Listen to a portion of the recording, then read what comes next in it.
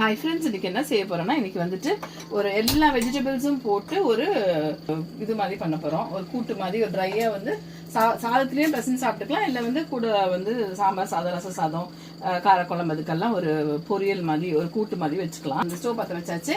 பற்ற வச்சுட்டு எண்ணெய் வந்து ஒரு 4 ஸ்பூன் அளவுக்கு எண்ணெய் ஊற்றிக்கோங்க.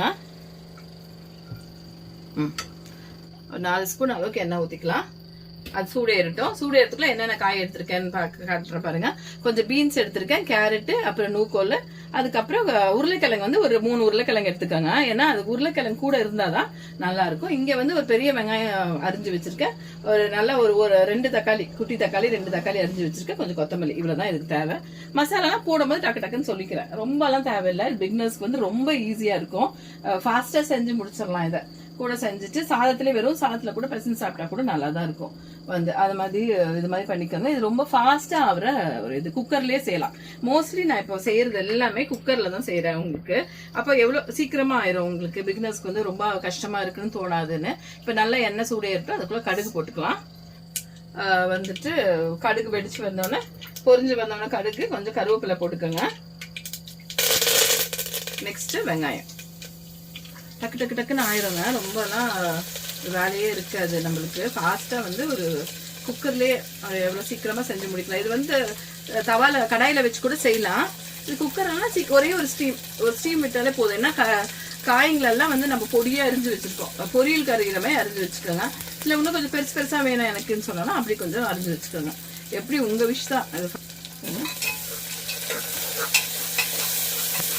வந்து நல்லா வதக்கி விட்டுக்கோங்க. வெங்காயம் கொஞ்சம் நல்லா வதங்கி வரட்டும். பாருங்க, அந்த வெங்காயம் நல்லா கொஞ்சம் பொரிஞ்சு ஒரு கொஞ்சம் வறுந்து வந்தோடனே நல்லா ஒரு ஸ்பூன் அளவுக்கு இஞ்சி பூண்டு பேஸ்ட் போட்டுக்கோங்க.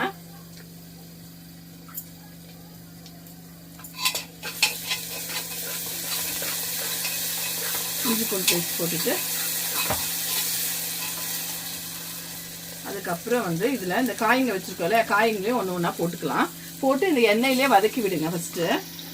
அப்போதான் அந்த எப்பவுமே காயை வந்து நல்லா எண்ணெயில் வதக்கி விட்டீங்களா தான் காய் வந்து டேஸ்ட்டாக இருக்கும். இல்லைன்னா ஒரு மாதிரி பிளண்ட்டாக இருக்க மாதிரி இருக்கும். இதெல்லாம் வந்து என் பொண்ணுக்கு வந்து ஈஸியாக இருக்கணும். அவளுக்கு வந்து எதெல்லாம் ஈஸியாக சமைக்கிறோமோ அதெல்லாம் ஒன்று ஒன்று அவளுக்கு போட்டுட்ருக்கேன். அதெல்லாம் பார்த்து பார்த்து அவள் செஞ்சுப்பான்ட்டு.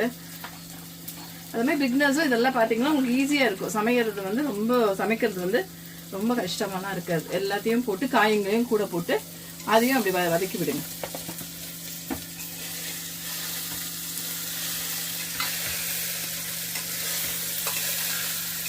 இந்த எண்ணெயிலையா இஞ்சி பூண்டு எல்லாத்தையுமே அப்படி வதக்கியே விடணும்.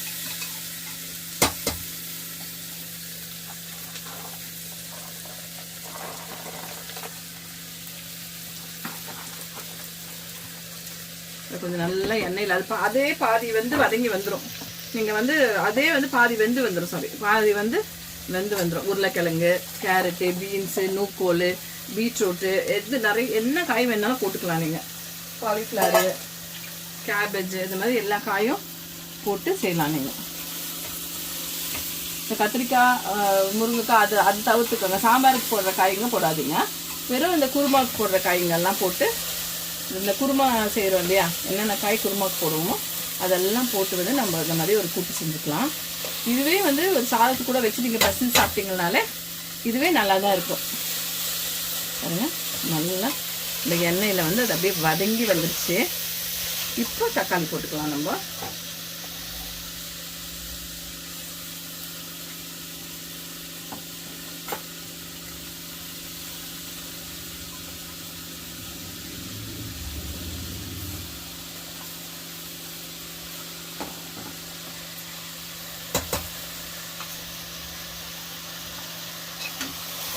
தக்காளியும் போட்டு அது கூட வதக்கி விடுங்க. இந்த ப்ராசஸ் வந்து ஃபுல்லாக வதக்க வதக்க வதக்க அந்த காயும் கூட சேர்ந்து வெந்துட்டே இருக்கும். கூட நம்ம ஓகேங்களா, நல்லா போட்டு தக்காளி வெங்காயம் எல்லாத்தையும் போட்டு நல்லா வதங்கி வந்தோடனே நம்ம வந்து கூட வந்து தேவையான அளவு உப்பு, இதுக்கு எவ்வளோ தேவையோ அந்த அளவு உப்பு போட்டுக்கலாம். போட்டாச்சு. போட்டு அதையும் நல்லா கூட சேர்த்து ஒரு இடத்துல காய் சீக்கிரம் வதங்கி வந்துடும். உப்பு நம்ம சேர்த்து வதக்கும் போது கொஞ்சம் போட்டுட்டா காய் வந்து டக்குன்னு கொஞ்சம் வத்தி வந்துடும். இப்போ நெக்ஸ்ட் வந்து இதுக்கு நிறைய மசாலாலாம் நம்ம எதுவும் போட போகிறதில்ல, வெறும் மிளகாத்தூள் மட்டும். வெறும் மிளகாத்தூள் வந்து ஒரு 2 ஸ்பூன். நீங்கள் எவ்வளோ காய் குவான்டிட்டி எடுத்துக்கிறீங்க, இது வந்து ஒரு 2 பேர் 3 பேர் சாப்பிட்ற அளவுக்கு நான் வந்து காய் எடுத்திருக்கேன். நீங்கள் வந்து ஜாஸ்தி பேர் சாப்பிட்னா ஜாஸ்தி மிளகாத்தூள் போட்டுக்கோங்க. 2 ஸ்பூன் மிளகாத்தூள் போட்டுட்டோம். நெக்ஸ்ட்டு மஞ்சத்தூள். மஞ்சத்தூள் ஒரு 1/2 ஸ்பூன்.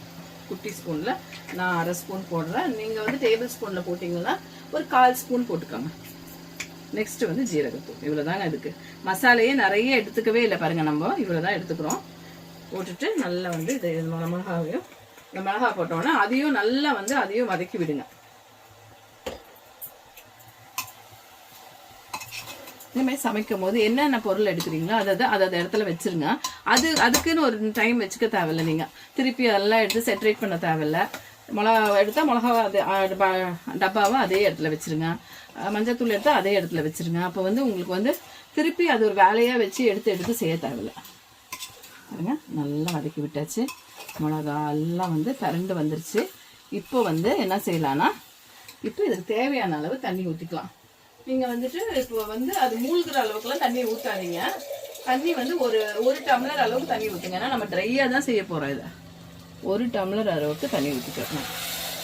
1 டம்ளர் அளவுக்கு தண்ணி ஊற்றி ஒரே ஒரு ஸ்டீம் தான். கொத்தமல்லி இப்போ போட தேவையில்ல, லாஸ்ட்டில் தான் கொத்தமல்லி போடணும். ஒரே ஒரு ஸ்டீம் தான். பார்த்துக்கிட்டிங்களா? மூழ்கிற அளவுக்கு ஊற்றாதீங்க. 1 டம்ளர் தண்ணி ஊற்றினா போதும். நல்லா ஒரு பெரிய டம்ளரில் 1 டம்ளர் தண்ணி ஊற்றி ஒரு ஸ்டீம் விட்டு ஆஃப் பண்ணி எடுத்துடலாம். எடுத்துட்டு நான் உங்களுக்கு காட்டுறேன். இது எங்க மூடி ஒரு ஸ்டீம் விட்டு ஒரே ஒரு ஸ்டீம் விட்டு எடுத்துருங்க. வெந்துடும் காய். கட் பாருங்க, ஸ்டீம் ஃபுல்லாக இறங்கிடுச்சு. இப்போ ஸ்டீம் ஆயிடுச்சான்னு பார்த்துட்டு அதுக்கப்புறம் ஓப்பன் பண்ணிக்கலாம்.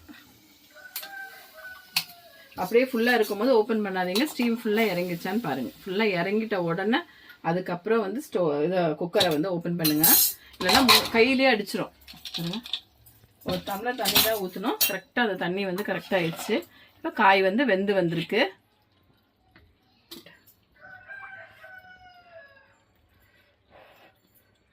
தெரியுதுங்களா உங்களுக்கு? வந்துருக்கு.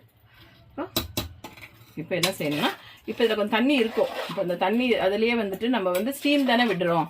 ஒரு 2 ஸ்டீம் தான் விட்டேன் நான். ஒரு 2 ஸ்டீம் விட்டுக்கோங்க. ஒரு ஸ்டீம் இல்லை 2 ஸ்டீம். காய்னா பொடியாக போயிட்டுருக்கிறத ஒரு 2 ஸ்டீம் தான் விட்டு திருப்பி ஸ்டவ் ஆன் பண்ணிக்கலாம். ஆன் பண்ணிவிட்டு இப்போ நம்ம கொத்தமல்லி வச்சுருக்கோம்ல, அந்த கொத்தமல்லியை போட்டு விட்டுருங்க. அதனால் போட்டு விட்டு இன்னும் கொஞ்சம் ட்ரை ஆகட்டும். அப்படியே எடுத்திங்கன்னா தண்ணியாக இருக்கும். கொஞ்சம் ட்ரை ஆகி நல்லா வந்து திக்காக வர மாதிரி எடுங்க. அப்போ சில்லுன்னு ஆகும்போது கரெக்டாக இருக்கும். கொஞ்சம் ட்ரை ஆகட்டும். பாருங்கள், நல்லா இந்த எவ்வளோ ட்ரை ஆகிட்டு இருக்கு பாருங்கள். இந்த அளவுக்கு ட்ரை பண்ணிக்கோங்க. ரொம்ப வந்து அடியும் பிடிக்கல, எதுவும் ஆகல. அந்த தண்ணி மட்டும் அந்த கொத்தமல்லியை போட்டு ட்ரை பண்ணி விட்டுருங்க. உப்பு சரியாக இருக்கான்னு பார்த்துக்கங்க. இப்போ நான் வந்து கரெக்டாக உப்பு போடுவேன், அதனால நான் பார்த்துப்பேன். உங்களுக்கு வந்து நீங்கள் கம்மியாக போட்டுட்டு அதுக்கப்புறம் பார்த்துக்கோங்க. நெக்ஸ்ட் வந்து சர்வ் பண்ணிக்கலாம். ஸ்டவ் ஆஃப் பண்ணிக்கலாம். பாருங்க, எவ்வளோ சீக்கிரம் இந்த அளவுக்கு வச்சுக்கோங்க. ரொம்ப வந்து தண்ணியாக வச்சிட்டிங்கன்னா நல்லா இருக்காது. சாதத்து கூட சும்மா பிசைஞ்சு சாப்பிடும் போது இது நல்லா தான் இருக்கும். எவ்வளோ ஈஸியாக ஆயிடுச்சு பாருங்கள். 15 நிமிஷத்துக்குள்ளார நீங்கள் வந்து செஞ்சு முடிச்சிடலாம். ரொம்ப ஃபாஸ்ட்டாகவும் செய்யலாம். நீங்கள் இந்த மாதிரி செஞ்சு பாருங்கள். நிறைய வெஜிடபிள்ஸும் சாப்பிட்ட மாதிரி இருக்கும். உங்களுக்கு வந்து சிலர் பொரியல் வந்து பிடிக்காதுன்னு சொல்லும் போது இந்த மாதிரி செஞ்சு பார்த்து சாப்பிட்டுக்கோங்க. சேனலை பாருங்கள், சப்ஸ்கிரைப் பண்ணுங்கள், ஷேர் பண்ணுங்கள், லைக் பண்ணுங்கள். தேங்க்யூ.